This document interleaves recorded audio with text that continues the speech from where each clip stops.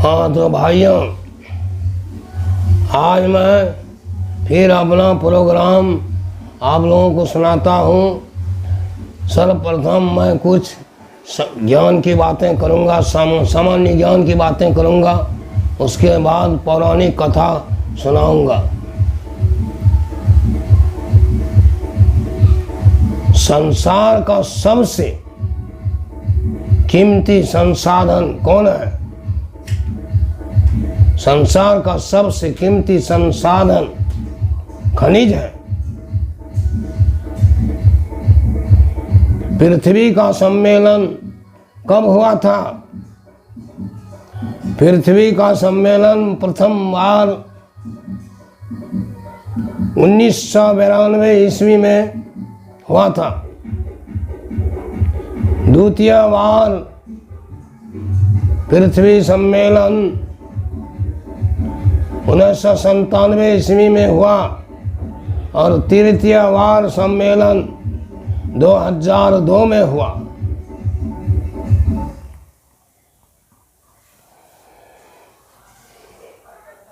कलकत्ता के jute mill का संगठन किसने किया था? हुकुमचंद ने कलकत्ता में सबसे पहले जूट मिल का संगठन किया।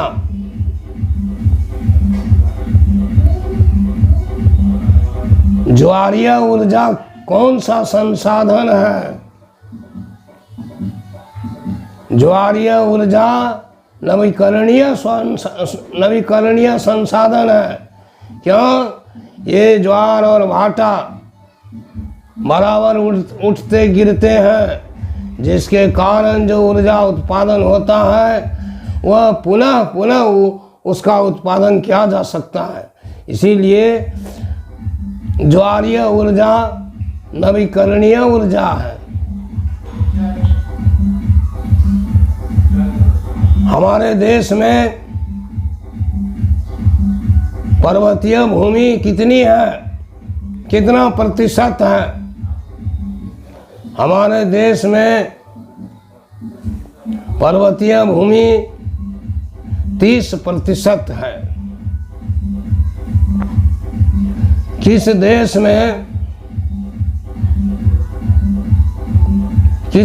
में सोपानी, किस राज्य में सोपानी खेती की जाती है?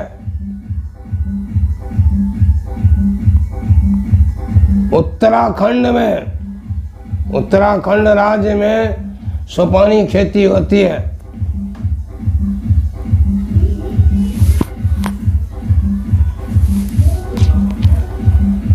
समुद्रीय तटीय रेखा से कितना किलोमीटर तक किसी देश का आर्थिक क्षेत्र माना जाता है? वह 200 किलोमीटर तक। अब मैं आप लोगों को पौराणिक कथा सुनाता हूँ। सुदक्षिणा कौन थी? सुदक्षिणा सूर्यवंशी राजा दिलीप, सम्राट दिलीप की पत्नी थी।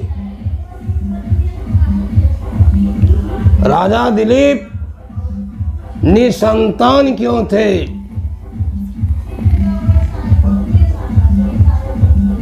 राजा दिलीप को कामधेनु गाय की पुत्री नंदिनी गाय, जो गुरु वशिष्ठ के आश्रम में थी,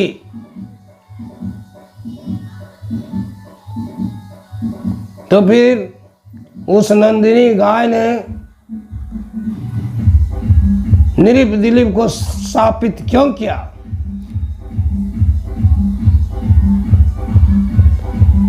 युद्ध की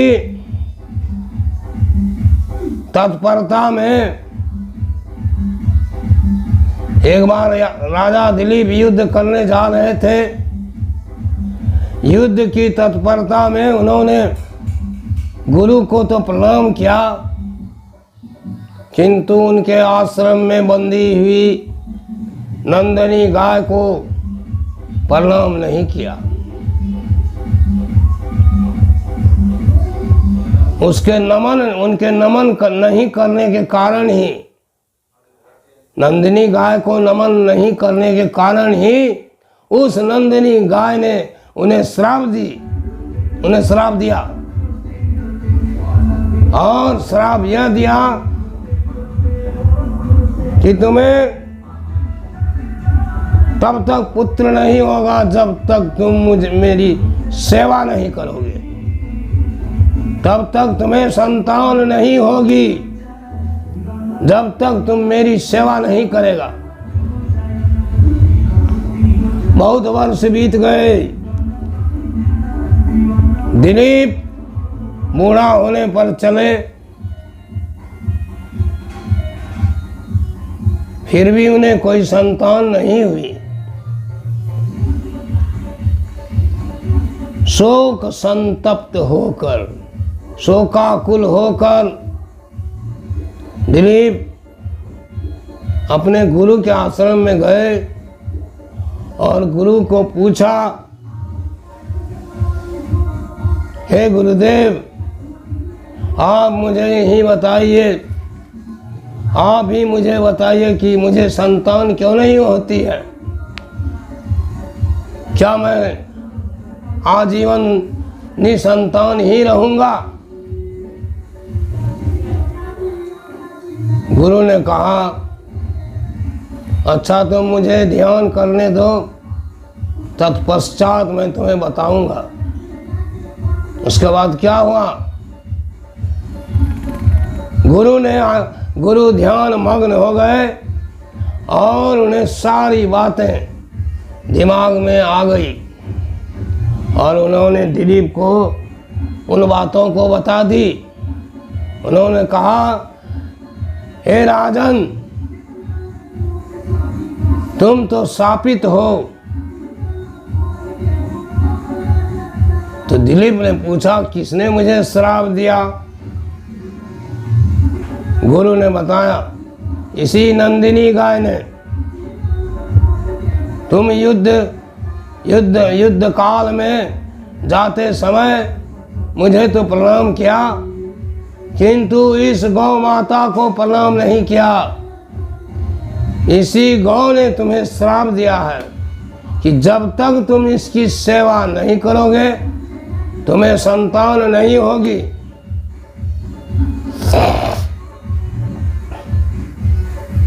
उसके बाद का क्या प्रसंग है सुनिए। गुरु की आज्ञा मानकर उस गाय की सेवा, उस नंदिनी गाय को राजा दिलीप अपने राज्य में ले गए और पति पत्नी दोनों मिलकर उस गौ की सेवा करने लगे। उस गौ की सेवा में पूर्ण रूप से लीन हो गए। उसके बाद क्या हुआ सुनिए वह भी प्रसंग। राजा दिलीप छाया की तरह उस गौ के आगे पीछे चलते थे।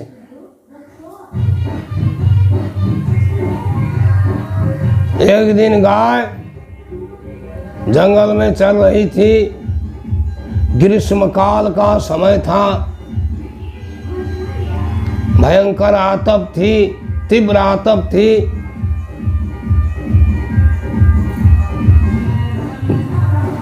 गर्मी से परेशान राजा एक वृक्ष के नीचे बैठ गए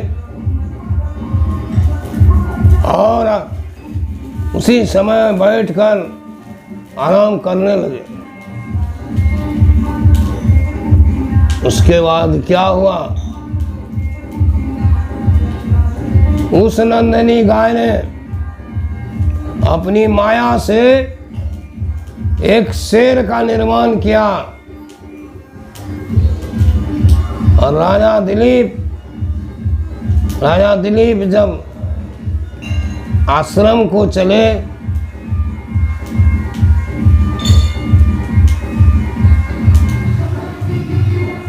तो इधर नंदिनी गाय के खाने पर वे खाते थे, भोजन करते थे। नंदिनी के आराम करने पर वे आराम करते थे।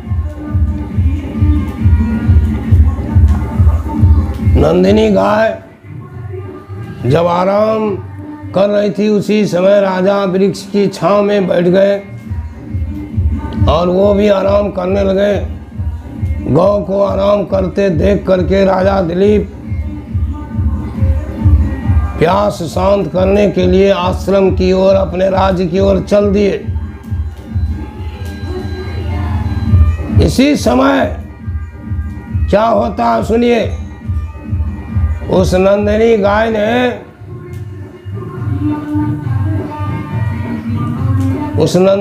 ने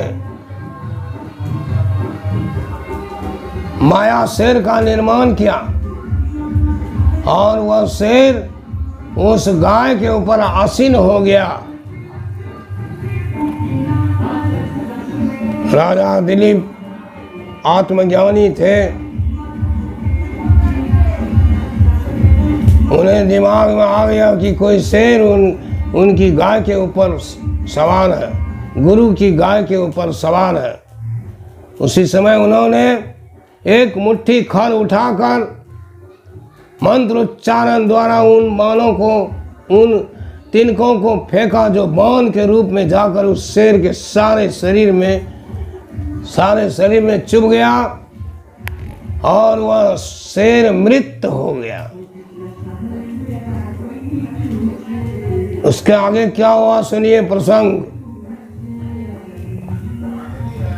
उसी समय गगन मार्ग से 10 कंधर गढ़लंका को जाता था और वह 10 कंधर, वह 10 शीश रावण हमेशा सुंदरी की खोज में रहा करता था और इसी कारण से आकाशीय मार्ग से भ्रमण किया करता था। उस समय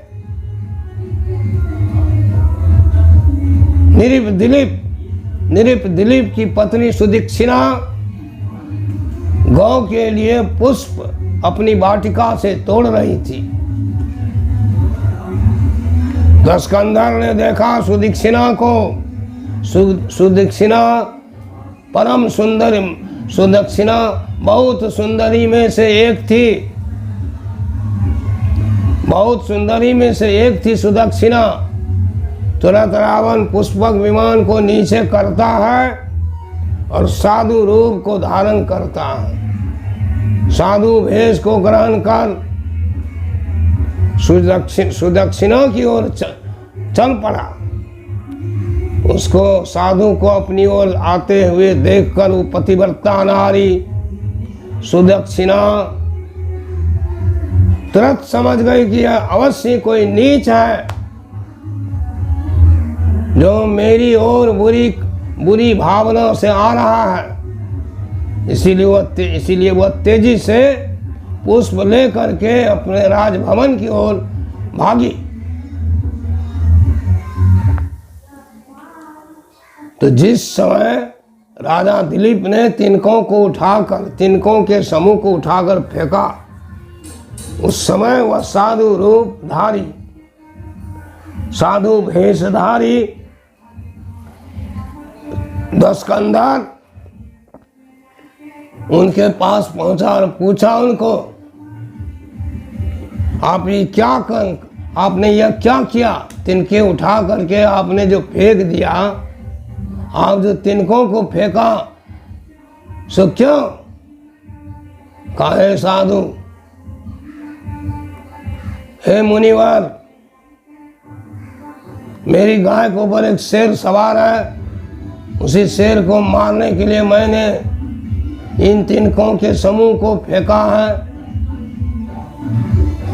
तो रावण ने पूछा, क्या इन तिनकों से शेर मारा जाएगा? उन्होंने कहा, दिलीप ने कहा, ये तिनके नहीं, ये महाबाण है, इन बाणों से वह शेर मारा गया। जब रावण ने देखा, जाकर तो देखता शेर मरा पड़ा है, गाय सुरक्षित है। उस समय उस रावण को, उस 10 शिष्य को, दुष्ट को, अत्याचारी रावण को दिमाग में तुरंत यह बात आ गई कि ऐसा आत्मज्ञानी है, तब तो मेरे कुकर्म के विषय में भी जरूर जान गए होंगे, और ये तो महापराक्रमी मालूम पड़ते हैं, इसलिए मैं तुरंत यहाँ से प्रस्थान करूंगा। बस वहां से वह भाग गया। हाँ तो भाइयों, अब मैं दूसरा वीडियो में आपको सुनाता हूँ। इसके बाद मैं अगले वीडियो में इसी प्रसंग को सुनाऊंगा। सुनिए।